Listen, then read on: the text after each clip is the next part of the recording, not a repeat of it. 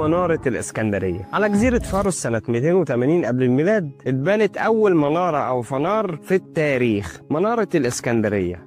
منارة الإسكندرية اتبنت عشان تكون واحدة من عجائب العالم، ارتفاعها وصل لأكتر من 100 متر، ووظيفتها الأساسية كانت توجيه السفن للميناء بأمان. أما عن الرواية الأشهر لطريقة عملها فكانت إنهم بيولعوا نار قوية جدا في المنارة من فوق ويعكسوا ضوء النار دي بمراية ضخمة لدرجة إن مداها كان بيوصل ل 50 كيلو متر. المنارة فضلت قائمة لحوالي 1600 سنة، وده خلاها تحتل المركز الثاني كأطول مبنى في العالم لفترة طويلة، وبرضه اتناقشت صورتها على العملات وقتها. المنارة تعرضت لسلسلة من الزلازل القوية ما بين 1303 و 1480 ميلادية، وده أدى لوقوعها واختفائها تدريجيا. لكن يقال إن بعض أحجارها استخدمت في بناء قلعة كايتا باي. كمان تم العثور على بعض الكتل الحجرية في قاع الميناء الشرقي، يرجح إن الكتل دي ترجع للمنارة. منارة الإسكندرية كانت إنجاز هندسي حقيقي وموثق تاريخيا.